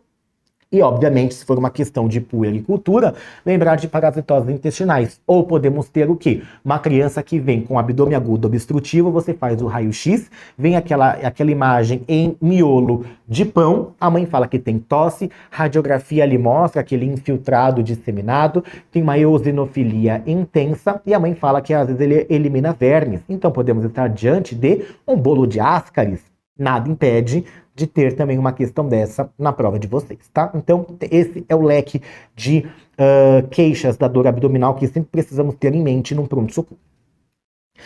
Em relação, então, à tosse, né? Há quanto tempo essa criança tá tossindo? A gente tem que classificar ela em tosse aguda, tosse crônica. A aguda vai ser menor do que 3 semanas, a crônica maior do que 3 semanas. Tem febre associada a essa tosse? Tem perda de peso associada? Tem esteatorreia? Por quê? Se tem febre e perda de peso associada a uma tosse que ela é crônica, tem que pensar em tuberculose. Tem tosse associada à perda de peso, esteatorreia, fibrose cística, né? Então tem que tomar muito cuidado com as coisas, porque tosse é um tema muito amplo, mas isso vai abordando temáticas específicas, certo? Tem o teste do pezinho normal, por quê? Porque isso pode me apontar para fibrose cística. Teve episódio de engasgo prévio? Por quê? Eu tenho que pensar em aspiração de corpo estranho ou broncoaspiração. Ai, doutora, ela estava brincando. E aí, do nada, ela começou a tossir. Mas ela já teve isso antes? Não, foi do nada. Opa, se foi do nada, então eu tenho que fazer o quê? Eu tenho que pensar em corpo estranho, vai ganhar uma radiografia para poder ver um corpo radiopaco, por exemplo, ou até mesmo uma broncoscopia, tá? Eu tenho que perguntar sobre o passado infeccioso, se ela teve bronquiolite viral aguda com menor do que 2 anos. Por quê? Porque essa tosse pode estar associada à sibilância e ela pode ser um lactente sibilante. E agora, com o GINA 2025 atualizado, né? Essa criança ela já pode ser asmática. Tudo bem? Tem que perguntar se tem associação ou não com sibilância e associação com aqueles outros temas, né? Como opressão torácica, porque a gente pode dar o diagnóstico clínico de asma. Se ela faz uso de algum remédio inalatório, como por exemplo os agonistas, né, os beta-agonistas ou uso de corticoide, melhora quando faz uso? Melhora. Opa, então eu estou diante de um quadro que possivelmente é asma. Ai não melhora, a gente faz uso, mas nada melhora. Opa, então talvez não seja asma e talvez esses medicamentos estejam sobrando aí pra nossa criança, tá? Ela tem rinite associada, tem conjuntivite alérgica associada, tem dermatite atópica. Por quê? Porque ela faz parte da marcha atópica, eu posso pensar em asma. E lembrar que a asma pode vir única e exclusivamente com tosse. Teve contato próximo com pacientes com tuberculose? Porque eu tenho que pensar. É uma criança que teve contato com tuberculose e agora está tossindo? Opa, não é mais infecção latente para tuberculose, é tuberculose ativa. Lembrar do score para tuberculose, né? Fez alguma viagem recente? Foi viagem para cavernas? Por que cavernas? Da onde caverna? Histoplasmose pulmonar na faixa etária pediátrica. Ai, manipula animais. Por quê? Galinha, porco. Para que pensar nisso? Criptococose, né? Criptococose pulmonar. Ai, trabalha em lavoura, mexe muito com terra. O pai tá muito junto ali. Tem que pensar em pneumococcidiose, tá? Que é o pneumococcus brasiliensis. E o saneamento básico? Como que está o saneamento básico? Para que perguntar de saneamento básico? Lembra que parasitas podem fazer síndrome de Loeffler, né? O ciclo pulmonar, ciclo de Loss, levando a síndrome de Loeffler, né? Então tem que pegar, por exemplo, Ascaris lumbricoides, Necator americanus, Strongyloides stercoralis, o ancilostoma, né? O Toxocara canis. Todos eles fazem ciclo pulmonar, pode dar tosse, ainda mais quando vai ter aquela deglutição do verme, tá? Ao exame físico que eu vou ter que focar. Tem taquipneia, desconforto e tem que olhar a saturação, né? É uma tosse, então tem que abordar essas partes que podem denotar gravidade. Dos laboratoriais, eu vou solicitar um hemograma, porque através do hemograma eu vejo uma eosinofilia, que vai falar mais a favor de parasitoses, uma leucocitose com desvio à esquerda, que pode ser mais para a pneumonia bacteriana. Peço uma radiografia de tórax pensando no quê? Na parasitose, aquele infiltrado disseminado que vai migratório. Na pneumonia lobar, né, vou ter o lobo. Na pneumonia viral ou por germes atípicos, aquele padrão mais intersticial difuso. Mas eu posso ter o quê? Tuberculose, que vai pegar lobo médio e lobo superior. Suspeitei de tuberculose, tem que pedir PPD, IGRA, né, o que tiver ali. E parasitose, pede o protoparasitológico de fezes em 3 amostras, pelo menos. É uma criança que está internada, ou que vai internar, que tem uma sibilância, pede o painel viral respiratório. Perfeito? Então, eu não posso esquecer dessas características. Lembrar sempre dos diagnósticos principais. Asma, que pode vir somente como tosse, aspiração de corpo estranho, que é a tosse de forma aguda, abrupta, sem nenhum outro comemorativo, bronquiolite viral aguda ou pneumonia, a depender da idade, se tem ou não associação com sibilância. Pneumonia não tem associação com sibilância, mas bronquiolite viral aguda tem, tá? Síndrome gripal e síndrome respiratória aguda grave, lembrar do influenza A, B e do SARS-CoV-2, não podemos esquecer. Tuberculose, histoplasmose, criptococose, paracoccidioidomicose, podemos ter também, por isso que é importante perguntarmos essa temática mais de viagem, se tem contato com pessoas doentes, lembrar das parasitoses com síndrome de Loeffler e não esquecer de perguntar também sobre o teste do pezinho e se tem esteatorreia associada, pensando em fibrose cística de acometimento pulmonar e trato gastrointestinal. Diarreia. Diarreia também uma outra temática muito comum, que até agora o Ministério da Saúde não cobrou a temática diarreia, mesmo depois da sua atualização do manejo de diarreia em 2023, tá? Perguntei de diarreia. Há quanto tempo, então, você está com diarreia, né? Faz quanto tempo que essa diarreia está ali? Tem algum sintoma associado? Febre, vômitos? Porque pode ser somente uma diarreia aguda. Opa, mas tem um exantema, pode ser uma enterovirose, né? Um exantema aí junto com pode vir um enterovírus. Não, ele tem diarreia com dor abdominal. Opa, diarreia e dor abdominal? Será que também não pode ser uma apendicite, né? Opa, tem diarreia, dor abdominal e perda de peso. Opa, será que pode ser fibrose cística, por exemplo? Dificilmente fibrose cística se comporta assim, mas faz parte dos diagnósticos diferenciais, mas podemos estar diante das doenças inflamatórias intestinais, como doença de Crohn, retocolite ulcerativa. Muito difícil o INEP perguntar isso numa prova de pediatria, mas pode cair numa clínica médica, tá? Características das fezes. Ela é líquida, semipastosa, pastosa, faz quantas dejeções ao dia, né? Quantas vezes ao dia? Tem diarreia à noite? Por quê? A diarreia à noite, ela indica uma afecção colônica. A afecção colônica, temos que pensar também, por exemplo, em amebíase, né? Temos que pensar em doenças inflamatórias intestinais, né? Tem sangue nas fezes? Opa, tem alguma hematoquesia? Tem pus? Tem muco? Será que é uma disenteria? Será que está partindo mesmo para doenças inflamatórias intestinais? Será que são parasitoses intestinais com acometimento colônico, como por exemplo, amebíase? Tem fator de melhora, fator de piora com a diarreia? Não, ele para de comer. Quando ele para de comer, ingerir lácteos, por exemplo, melhora a diarreia. Será que ele está tendo uma intolerância à lactose secundária a um episódio prévio de diarreia, né? Qual que é o peso antes do episódio de diarreia e qual o peso depois do episódio de diarreia? Por que isso é importante saber? Porque eu consigo avaliar o status de desidratação da criança através da porcentagem de perda de peso. Se ele teve até 10% de perda de peso, é uma desidratação moderada. Se ele teve mais do que 10% de perda de peso, é uma desidratação grave. Quando eu falo moderada, na verdade, é somente desidratação, porque agora o Ministério da Saúde classifica sem desidratação, com desidratação de qualquer grau, né, menos grave, e depois a desidratação grave, tá bom? Como que tá o xixi? Lembra lá da puericultura, como a gente estava falando? Por quê? Porque eu avalio de forma indireta o status da hidratação. Meu bebê, hoje eu troquei somente 2 fraldas de xixi dele hoje, ele tem 4 meses. Opa, Tá errado, né? Porque tem que ser pelo menos 6 fraldas aí ao dia. Tá recusando líquidos? Por que é importante saber se ele recusa líquidos? Além, porque você fazia a classificação da desidratação e recusa de líquidos é critério de internação hospitalar. Tem viagens recentes? Por que perguntar se teve viagens recentes? Tem que perguntar, né? Lembrar da diarreia do viajante, que é pela Escherichia coli enterotoxigênica, enteropatogênica. Tem a cólera também, né? Muito difícil o Ministério da Saúde aqui na INEP cobrar cólera na faixa etária pediátrica. Mas, né, a gente nunca sabe. Você tem que perguntar se fez viagens recentes. Não precisa perguntar diretamente, país com cólera? Não, fez alguma viagem recente? Pronto, já é o suficiente, tudo bem? Ao exame físico, o que eu tenho que avaliar, né? O que eu tenho que observar de forma mais contundente ali, né?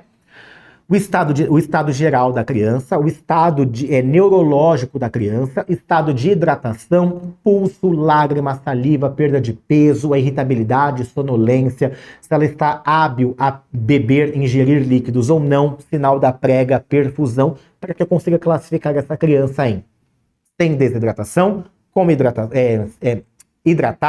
com desidratação ou com desidratação grave. Toda vez que a minha queixa for diarreia, eu sempre tenho que ter em mente que eu tenho que sempre observar a hidratação para fazer esse diagnóstico correto e depois a minha terapêutica adequada. E, obviamente, que dos laboratoriais vamos pedir, né? Hemograma, eletrólitos, porque ela pode fazer uma acidose metabólica, uma alcalose. Temos que ver a função renal, para ver se não tem uma injúria renal aguda acontecendo. Um raio-x de abdômen, né? Para ver se não tem nada que possa estar associado a essa diarreia. Coprocultura, pensando em disenteria e afecções colônicas. Tudo bem? Então, sempre pensar em diarreia viral aguda, a disenteria, nas parasitoses intestinais, intoxicação pode causar também, tá? Intoxicação por chumbo, por mercúrio, pode levar à dor abdominal, quer dizer, a diarreia também, tudo bem? Mas assim, bem menos, mas pode acontecer. E para a gente fechar aqui os nossos diagnósticos sindrômicos da faixa etária pediátrica, o estado mental. Do estado mental na pediatria sempre temos dois espectros, né? Da irritabilidade e choro excessivo, e temos o espectro aqui, ó, do rebaixamento, onde vem do obnubilado, torporoso, comatoso. Perfeito? E aí, então, o rebaixamento, né? O rebaixamento do nível de consciência começou quando? Teve febre associada ao estado mental rebaixado? Porque eu vou pensar em meningite. Teve algum outro sintoma associado? Eu tenho que perguntar, tudo bem? Porque esse estado mental rebaixado pode ser um sinal de hipoperfusão uma hipoperfusão cerebral por conta de um choque. Então, tem que fazer essa distinção, tá? A criança estava sendo supervisionada quando começou com o rebaixamento do nível de consciência, né? Quem viu o rebaixamento primeiro? Por que é importante perguntar? Essa criança estava fazendo o quê? Pensar que ela deve ter ingerido alguma coisa, intoxicação exógena aguda, né? Então tem que pensar em intoxicações quando tem um estado mental rebaixado, né? Ela estava brincando em algum lugar específico ou com alguma coisa, né? Que coisa? Uma cartela de remédio, por exemplo. Ela estava brincando com uma cartela de remédio, ingeriu a cartela de remédio, tá rebaixada, tava brincando no quintal, no meio do mato, e ela fez o quê? Foi ali picada por algum animal, um escorpião, e ela tá evoluindo com um acidente escorpiônico grave, ou ela foi picada, por exemplo, por cobra, né? E a cobra picou ela ali, e ela começou a ter o rebaixamento do nível de consciência como complicação, né, de venenos neurotóxicos. Então, por exemplo, um crotálico, um elapídico, pode fazer isso, tá? Onde ela estava quando aconteceu o rebaixamento de consciência, né? Ela estava em que ambiente da casa, né? Ela estava num quarto, num banheiro, né? Quem estava junto? Eu quero falar com essa pessoa que estava junto. Aí era o irmãozinho pequenininho. Poxa, uma criança pequena com um irmãozinho pequeno também não tem supervisão de pais. Será que isso aqui não é um maus trato? Será que é uma negligência, né? Alguém viu o que aconteceu? Por que é importante perguntar tudo isso? Eu tenho que pensar em maus tratos, né? Maus tratos aqui é uma hipótese plausível, ainda mais para uma criança que vem com um rebaixamento do estado mental agudo. Será que ela não foi sacudida? Será que ela não foi espancada? Eu preciso lembrar também de maus tratos, tá? Tinha cartela de medicamento próximo, os medicamentos é de fácil acesso. Ela tomou algum produto químico sanitário, né? Uma cândida, uma soda cáustica, um ácido muriático, né? Que ela pode estar fazendo rebaixamento por conta de intoxicação por conta disso e até mesmo por conta de consequências da ingestão de domes sanitários. Tudo bem?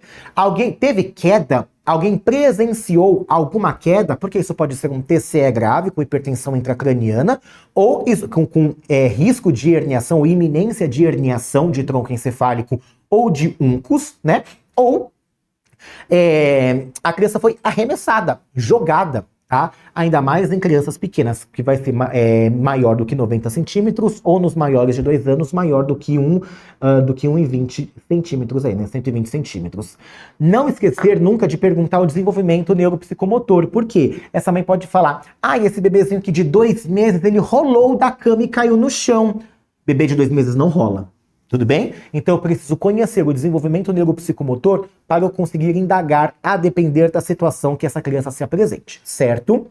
Ao exame físico, sempre pedir a glicemia, porque podemos estar diante de um recém-nascido que faz uma hipoglicemia sintomática e precisa ser internado para fazer puxa de glicose e depois, né, a VIG de manutenção. Eu tenho que ver o Glasgow, tenho que avaliar o Glasgow desse bebê, tenho que ver as pupilas, se elas estão isocóricas, anisocóricas, midriáticas, mióticas, tenho que ver os reflexos osteotendíneos desse bebê, observar o exame dermatológico, porque essa criança pode ter apanhado, vai ter marca de mão, vai ter marca de objeto, chute, e obviamente sempre lembrar do triângulo de avaliação para mandar essa criança para a sala vermelha ou não. Lembrando que o triângulo de avaliação pediátrico é o quê? Sempre ver, né? A parte neurológica, respiratória e circulatória, tudo bem? Neurológica rebaixada? Pronto, acabou, vai para a sala vermelha, vai ser monitorizada com certeza. Dos laboratoriais, um hemograma é importante, porque eu posso estar diante de uma meningite ou de um choque séptico. Eletrólitos também são importantes por conta de hipocalcemia, que também pode fazer, né? Função renal e hepática é importante, porque a gente pode estar diante de uma uremia, por exemplo, uma CHU, né? Uma síndrome urêmica, hemolítica urêmica, ou podemos estar diante de uma criança cirrótica que está descompensando da cirrose e fazendo uma encefalopatia hepática. Em relação à urina, posso pedir, porque pode estar diante de uma pielonefrite. Líquor, se eu tiver com uma suspeita de meningite. Fundoscopia é essencial nos casos de suspeita de síndrome do bebê sacudido, porque eu vou ter a hemorragia retiniana bilateral. Tomografia de corpo e crânio inteiros, no caso de suspeita de maus tratos, para ver outras partes intraabdominais, né, outras partes orgânicas e calos ósseos. E também raio-x de crânio e corpo todo, pensando em maus tratos. Se eu estou pensando em maus tratos, é importante a avaliação de eletrólitos, principalmente para cálcio, fósforo e magnésio, pensando em osteogênese imperfeita, né? Função renal também é importante, pensando na osteodistrofia renal nos doentes renais crônicos, principalmente estadio 3B para frente, tá? E na parte hepática, pensando nas doenças hepáticas cirróticas, certo?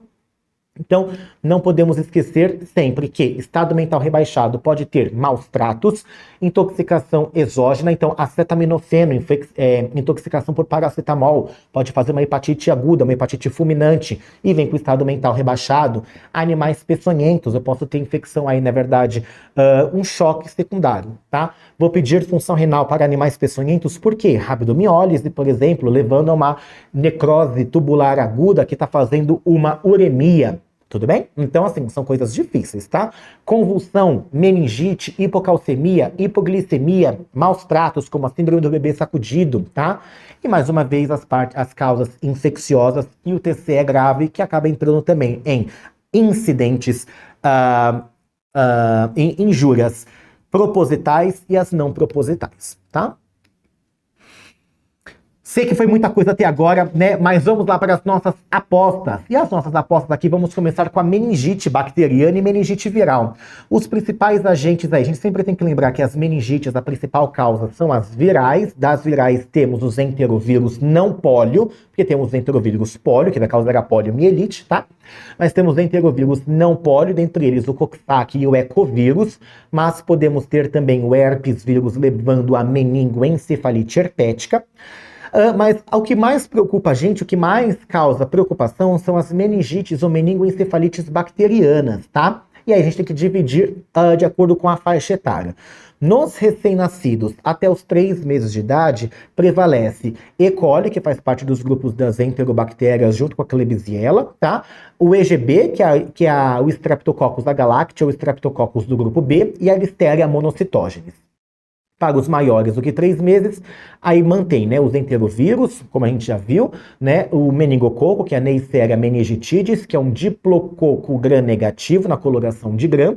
Temos o pneumococo ou Streptococcus pneumoniae, que é um coco gram-positivo, que vai ser aquele em fileirinha. E temos o Haemophilus influenza do tipo B, né, que vai ser um cocobacilo gram-negativo na coloração de gram. No quadro clínico, sempre lembrar que esse quadro clínico vai variar muito de se ele é lactente ou não, mas em via de regra, nos lactentes, quanto menor for a idade, mais cara de sepse vai ter, tá? Mais inespecífico a gente vai ficar com o quadro. Mas, de todo modo, vamos ter febre, cefaleia, vômitos, sonolência, convulsão, tá? Em lactentes podemos ter a irritabilidade excessiva, o choro excessivo, abaulamentos de fontanela e podemos ter até cianose. Ao exame físico, vamos ter os sinais da rigidez de nuca, que vai ser Brudzinski e Kernig, tá? Além também de ter o abaulamento aí da fontanela, tudo bem?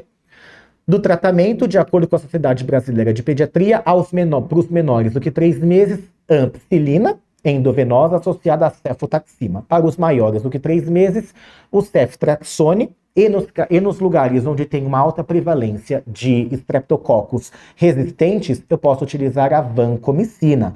E aí eu vou considerar a dexametasona para o tratamento naquelas crianças que tenham mais do que 6 semanas de vida, porque aqui tem menos 6 semanas eu posso levar a leucoencefalomalácia e hemorragia periintraventricular também. O diagnóstico ele é dado através do líquor, não podemos esquecer do líquor, né? E aqui eu mostro para vocês as diferenças principais entre a meningite bacteriana e a meningite viral, tá? As bacterianas geralmente vamos ter uma celularidade aumentada e celularidade é chamada de pleocitose, então temos uma pleocitose às custas de polimorfonucleados, geralmente neutrófilos, com uma hiperproteinorraquia, tá? Proteína no líquido cefalorraquidiano, por isso que é proteinorraquia, uma hiperproteinorraquia, maior do que 100, 150. Uma hipoglicorraquia, porque a bactéria gosta de glicose para poder se dividir e se proliferar, tá? E geralmente vai ser menor do que 2/3 da glicemia sérica. Ai, mas eu tenho um macete para poder saber quando eu realmente tenho uma redução significativa da glicose? Menor do que 40. Por quê? 2/3 de 40 é 60. Na verdade, 2/3 de 60 é 40. E 60 é a glicemia normal, limite inferior da normalidade, na verdade, tá? Então, viu lá que tem uma glicorraquia menor do que 40, eu já sei que ela tem uma hipoglicorraquia e que realmente está menor do que 2/3 da glicemia sérica, tá? E o bacterioscópico, mais uma vez, a gente vai ver aquela questão do quê? Dos grãs, certo? Para os virais, eu tenho uma pleocitose às custas de linfomono, mas uma pleocitose que não costuma ultrapassar os 500 celularidades. Eu tenho uma proteína no líquor normal, uma glicose no líquor normal e o bacterioscópico, obviamente, é negativo. Se eu estou pensando em meningoencefalite herpética, eu preciso solicitar o PCR-DNA herpes no líquor. PCR-DNA é a reação de cadeia em polimerase para investigação de material genético do herpes vírus via DNA. O sinal de Brudzinski vai ser o quê? Você vai deixar a criança, né, em decúbito dorsal, com as pernas estendidas, e aí você vai fazer uma flexão do pescoço da criança, vai tentar levar o queixo até o tórax. Quando você for fazer essa flexão, ele faz o quê? Flete o quadril e o joelho, tá? Isso daqui é sinal de inflamação de leptomeninges. Do mesmo modo que a gente tem o Kernig, que vai ser o quê? A criança também em decúbito dorsal. Você já deixa a criança aqui, ó, com as perninhas em um ângulo de 90 graus, fletida a 90 graus. E você vai tentar fazer o quê? Esticar as pernas dela para cima. Quando você atinge uma angulação aqui, ó, em fossa poplítea de 135 graus, ele faz o quê? Ele refere dor na coluna lombar, ou ele vai referir dor na porção posterior da coxa, ou você vai ter um bloqueio da articulação por irritação da leptomeninge e da iminência ali das raízes nervosas que ainda estão envoltas pelas leptomeninges, certo? Uma aposta para a cirurgia pediátrica é a sinéquia de pequenos lábios, e a sinéquia de pequenos lábios nada mais é do que a aderência das bordas internas dos pequenos lábios sobre o introito vaginal, tá? E ela fica mais ou menos uma membrana translúcida, tudo bem? Até que ela consiga fazer toda a sua fibrose. Geralmente, né, a sinéquia de pequenos lábios, ela vai acometer muito mais as criancinhas pré-púberes ali, né, tendo o seu pico aos 2 anos de idade, e geralmente ela vai fazer o quê? Ela vai desaparecer na puberdade. E por quê? Porque é quando o estrógeno vem e faz ali, né, a lise química da nossa, dessa sinéquia, né, da aderência labial. E geralmente acontece o quê? Uma inflamação local da mucosa, e aí você vai ter a perda do epitélio e, por consequência, o quê? Aderência, uma cicatrização. E os principais fatores de risco são má higiene, os agentes irritantes como urina e fezes, então uma dermatite de fraldas pode estar associada à sinéquia de pequenos lábios, e as vulvovaginites, né? Vulvovaginites, porque também a criança, né, às vezes tem uma má higiene aí associada, mas temos sempre que lembrar de maus tratos e traumas repetidos no local também pode levar à sinéquia dos pequenos lábios. O quadro clínico, ele vai ser, né, na verdade, no quadro clínico podemos ter aquela sinéquia que vai levar a uma obstrução parcial ou total do canal vaginal, tá?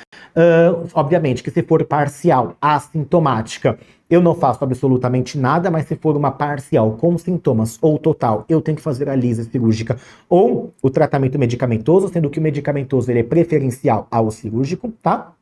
Pode ter vulvaginites associadas, então uma sinéquia com vulvaginite associada, com cistite associada, com prurido associado, disúria, retenção urinária, mesmo que eu tenha uma obstrução parcial, vai precisar de tratamento. Então, obstrução parcial com qualquer outro sintoma, tratamento. Agora, se tem somente a obstrução parcial, mas a criança se apresenta totalmente assintomática, eu não faço nada. Eu só vou acompanhando porque tende a melhorar até a puberdade. Caso seja necessário o tratamento, é a aplicação tópica de estrogênio ou de corticoide, tudo bem? Que tem a outra opção. Agora, não resolveu nada disso ou é uma obstrução total, a lise tem que ser cirúrgica. Síndrome nefrítica, gente, a síndrome nefrítica também é outra coisa que pode cair, porque já caiu 2 anos consecutivos em dissertativa, tudo bem? A principal causa de síndrome nefrítica na pediatria, ela vai ser secundária a uma infecção prévia por Streptococcus piógenes, que é o estreptococo do grupo A. Então, a síndrome nefrítica, a gente tem uma síndrome, né, caracterizada pela tríade de hematúria, de edema, né, e de hipertensão arterial, e essa daí é a tríade. Ela pode ser uma síndrome nefrítica primária ou ela pode ser secundária. Na pediatria, a maior causa é secundária a uma infecção prévia estreptocócica, ou seja, temos uma glomerulonefrite difusa aguda pós-estreptocócica. Perfeito? Então, sempre lembrar que a síndrome nefrítica tem essa tríade clássica de edema, hipertensão e hematúria. E eu tenho que ter uma história recente de infecção de pele há pelo menos 3 a 6 meses ou orofaringe há pelo menos 1 a 3 meses. Obrigatoriamente, pensando em síndrome nefrítica, eu preciso solicitar ou anti-DNase-B, que ele é mais específico para infecção de pele, ou aslo para a orofaringe, tá? Não adianta ficar solicitando cultura de orofaringe porque o bactéria já sumiu. Lembrando que isso é uma infecção não supurativa pós-estreptocócica, é reação imunológica ali nos rins. Perfeito? Então, eu obrigatoriamente preciso solicitar na minha definição diagnóstica de síndrome nefrítica algo que me sugira uma infecção estreptocócica, certo? Ela pode cursar com uma proteinúria subnefrótica, que vai ser aquela menor do que 50 mg por quilo por dia, tudo bem? Pode ter uma proteinúria subnefrótica, mas se for uma proteinúria nefrótica associada a uma síndrome nefrítica, é indicativo de biópsia, porque às vezes não é somente uma síndrome nefrítica. Temos outras patologias associadas, tá? Dos exames laboratoriais que precisamos solicitar, sempre lembrar que a síndrome nefrítica, pelo fato de ser imunológica, né, imunomediada, ela vai ter um consumo de C3, ela vai ter uma hipocomplementemia de C3, mas o C4 e o CH50 estarão dentro da normalidade. Então, eu preciso solicitar o quê, né? O C3 e acompanhar, e ele tem que normalizar até 8 semanas. Se ele não normalizou, biópsia renal, tá? Na imunofluorescência, ele vai ter a presença dos RAMPs, né, as corcovas subendoteliais pelo depósito dos imunocomplexos e também dos complementos, tá? No quadro típico de síndrome nefrítica, jamais fazer biópsia, a não ser que eu não tenha nenhuma comprovação de uma infecção estreptocócica prévia, tá? O tratamento vai ser de suporte, lembrando que a síndrome nefrítica, eu vou ter um aumento aí, né, do renina, angiotensina, aldosterona e, por consequência, uma retenção de água e de sal, né? Então eu vou ter que fazer uma restrição hídrica de pelo menos 20 ml por quilo por dia, ou de 300 a 400 ml por metro quadrado por dia. Grava 20 ml por dia, pelo amor de Deus, tá? 20 ml por quilo por dia. Mais uma dieta assódica. Está errado falar hipossódica? Não, ela pode ser hipossódica ou assódica, mas vamos no assódica porque aí não tem erro, tá bom? Vamos ter que fazer antibiótico. E por que o antibiótico? É para tratar a síndrome nefrítica? Não. Lembra que ela é uma complicação pós-infecciosa. Por que eu tenho que dar o antibiótico? Para eu matar as bactérias nefritogênicas da boca e da nasofaringe, tudo bem? Eu vou manejar a sobrecarga volêmica com furosemida. Todo mundo precisa tomar furosemida? Não. Somente com a restrição hidrossalina, a maior parte dos casos é controlada. Mas podemos ter crianças que ainda se mantêm hipertensa por conta de uma sobrecarga volêmica refratária à restrição hidrossalina. Aí vale a pena a gente entrar com algum diurético. Pode ser o diurético de alça, furosemida, mas pode ser também a hidroclorotiazida, certo? E para o manejo da hipertensão arterial refratária à restrição hidrossalina e refratária ao diurético, aí eu posso utilizar IECA, BRA, bloqueador do canal de cálcio, desde que função renal dentro da normalidade. A biópsia renal vai ser indicada quando eu tiver o quê? Hipertensão, hematúria macroscópica, alteração da função renal que perdure por mais do que 4 semanas, quando eu ainda tiver proteinúria por mais do que 6 semanas, quando eu ainda tiver uma hipocomplementemia por mais do que 8 semanas. Todos esses são indicativos de biópsia renal. Se cair numa segunda fase, com certeza ele vai falar para você, é indicativo ou não de biópsia renal. Então, temos que saber esses pormenores, certo? E para encerrarmos aqui, temos a questão dos maus tratos, que é uma aposta nossa, tá? Já caiu maus tratos na prova prática, na prova objetiva, então pode cair na prova de segunda fase, tá? Quando eu vou suspeitar? Quando os pais, eles demoram demais para procurar o atendimento médico para algo que é considerado uma urgência médica. Ah, ele caiu da cama, mas eu demorei uma semana para procurar o pronto atendimento. Poxa, uma criança pequenininha que cai da cama, a primeira coisa que os pais fazem é leva a criança para o pronto-socorro. Nem que seja pro OVI1, está tudo bem, mas já fica mais tranquilo. Ah, é criança de 1 mês de idade, caiu em cima do trocador, de uma altura de 1,5 m. Os pais só levam 12 horas depois, 48 horas depois, algo está errado, tudo bem?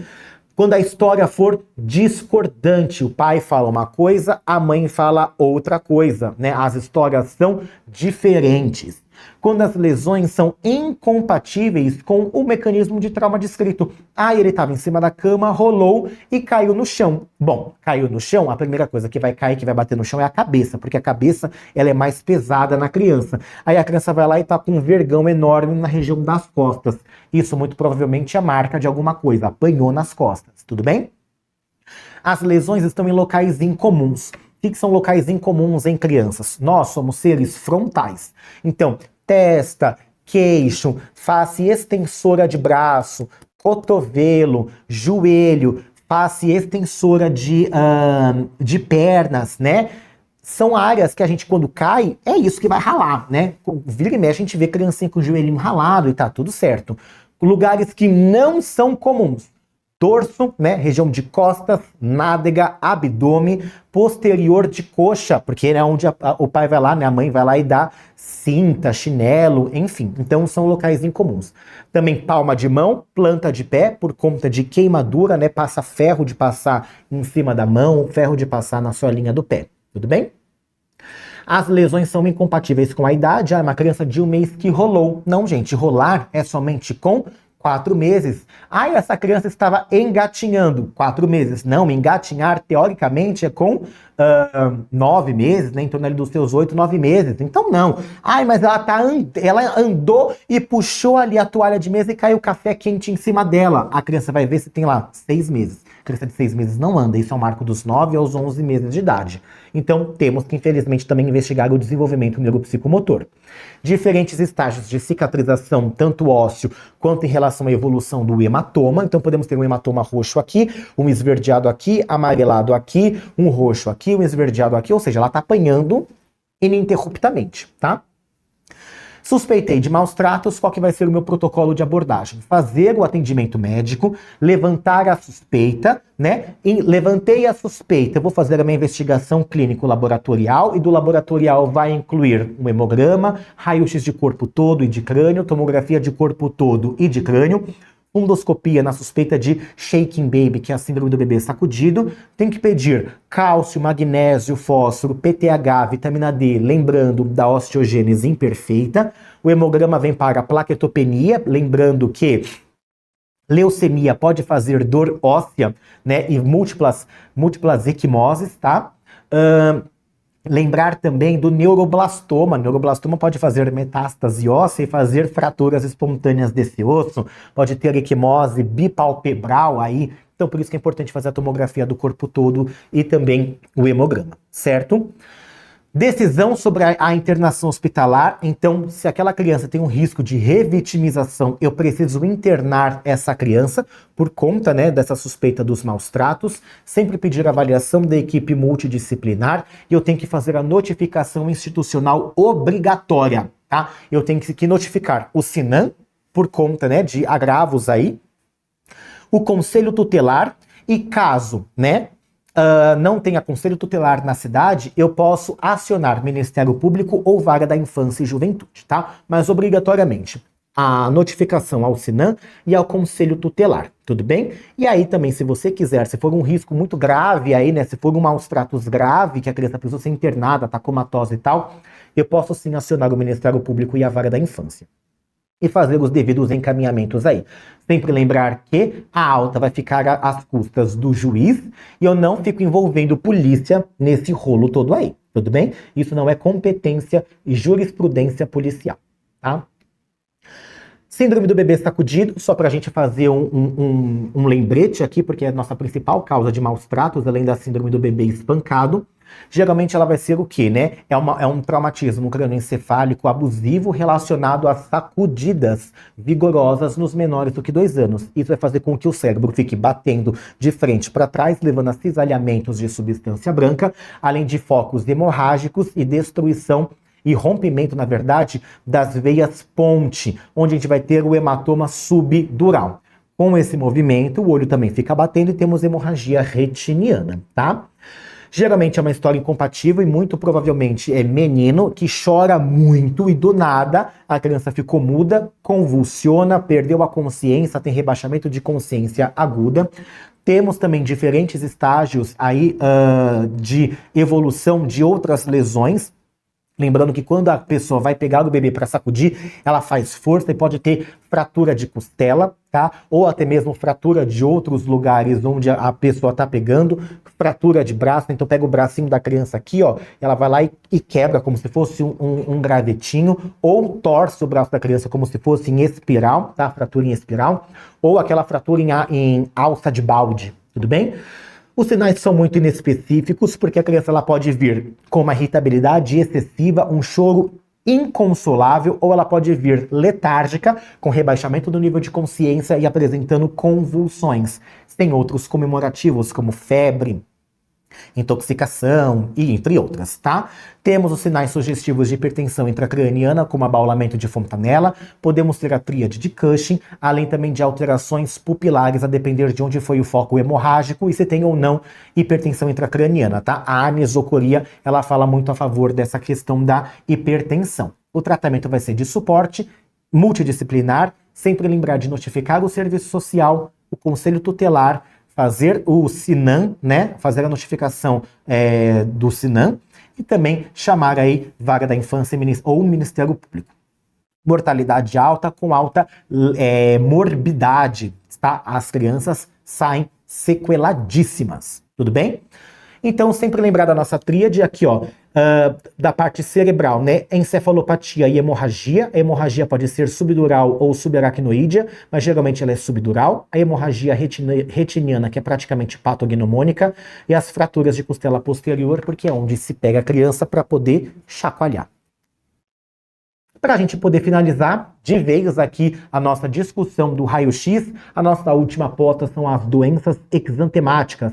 Ainda mais porque voltou os casos de sarampo no Brasil, né? A gente não está conseguindo controlar nem aí com as doses das vacinas.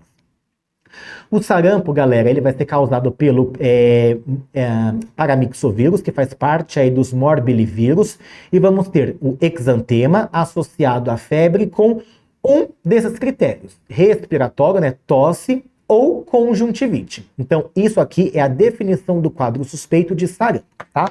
Então, você vai ter a criança que vem com a febre, é um febrão associado a tosse, coriza, conjuntivite, vai aparecer as manchas de Koplik, geralmente de 1 a 2 dias antes do surgimento do exantema, e aí vem o exantema morbiliforme, que se inicia na região de implantação do cabelo, atrás aqui do cabelinho, né? Na implantação aqui do cabelo no couro cabeludo, acomete face e depois tem uma distribuição crânio-caudal. Em relação ao manejo, o diagnóstico é feito através das sorologias e também da reação de cadeia de polimerase. Vamos ter que notificar, porque é uma doença de notificação compulsória obrigatória. E o tratamento se faz com vitamina A. E, obviamente, lembrar da profilaxia dos contactantes, seja ela com a imunoglobulina, seja ela com a vacina sarampo, cachumba, rubéola. Exantema súbito é uma doença de lactentes, tudo bem? É uma doença de bebezinhos, de menores do que 2 anos. Ele vai ser causado pelo herpes 6 e 7 e pode ser chamado de roséola. Geralmente vai fazer o quê? A criança tem um febrão, febre alta de 40 graus, 39 e 40 graus, que fica aí em torno de 5 dias. Do nada, a febre desaparece e vem o exantema maculopapular, certo? O tratamento ele é de suporte. Eritema infeccioso, ele vai ser uma doença muito mais de pré-escolar e de escolar, mas pode acontecer nos lactentes, mas geralmente é pré-escolar e escolar. Vai ser causado pelo parvovírus B19. Vamos ter 3 fases, tá? Eu gosto sempre de brincar que é o eritrema infeccioso, ERI3, né? Eritrema infeccioso, são de 3 fases. Primeiro é a face esbofeteada, depois passa a face esbofeteada, vem o exantema rendilhado, parece que colocou uma rede em cima da criança. E a terceira fase é o quê? Depois que desaparece essa rede, ela vira e mexe, aparece de forma intermitente, de acordo com exposição à temperatura e outros agentes químicos. Tudo bem? O tratamento também é de suporte. E por último, a escarlatina. A escarlatina ela vai ser a nossa única infecção bacteriana exantemática aqui. Ela é causada pela bactéria Streptopiógenes, que é do beta-hemolítico do grupo A, sendo que a sua complicação aí, né, não supurativa, desde que ela tem uma faringoamidalite streptocócica, será a glomerulonefrite streptocócica ou a febre reumática, tá bom? Mas de todo modo, você vai ter o quê? O Streptococcus pyogenes invadindo aí as amígdalas, né, a parte faríngea e amígdalas, levando uma faringoamidalite bacteriana com petecas em palato, aquela hiperemia importante, podendo ter ou não pus, né, placas de pus nas amígdalas. Aí, por conta das substâncias eritrogênicas, tá, do estrepto, você pode evoluir para escarlatina. Não é todo mundo que tem faringoamidalite bacteriana que vai evoluir para escarlatina, tá bom? Somente as cepas produtoras dessas eritrotoxinas. E aí você vai ter a língua em framboesa, geralmente vem primeiro a língua em morango branco, que é quando toda a língua fica esbranquiçada, com as papilinhas avermelhadas, então parece um morango branco, e depois vem a língua em morango vermelho, ou língua em framboesa. A língua da criança fica bem avermelhada, com as papilinhas bem expostas, um pouquinho mais pálidas do que todo o restante da língua, dando a impressão de língua em morango. Vem o sinal de Filatov, que vai ser essa palidez perioral, porque às vezes você pode ter um exantema na região das bochechas e uma vermelhidão maior no vermelho do lábio, e por isso faz essa palidez perioral. E você vai ter também as linhas de Pastia, onde você vai ter uma exacerbação do exantema justamente nas dobras. Então você fica uma linha de exantema. Você tem o exantema escarlatiniforme, que vai ser o aspecto em lixa, então você vai ter várias hiperceratosezinhas aqui, pilares mais, né? Quando você passa a mão, parece uma lixa mesmo. E esse exantema na região de dobras, né? Ele fica muito mais o que? Avermelhado, muito mais exacerbado. Isso são as linhas de Pastia. O tratamento, como é uma infecção bacteriana, vai ser através de penicilina benzatina dose única, tá? Nos menores aí de 21 quilos, 600 mil unidades, nos maiores de 21 quilos, 1.200.000 unidades, dose única já está o suficiente, ou você vai fazer a amoxicilina. Galera, espero que vocês tenham gostado. Eu sei que é muita coisa, a gente já falou da estruturação da prova, como vocês devem abordar cada sintomatologia e na parte de puericultura. E não deixem de dar uma lida com muito carinho nessas principais apostas que a gente colocou para vocês, perfeito? Vejo vocês em um novo raio-x das bancas.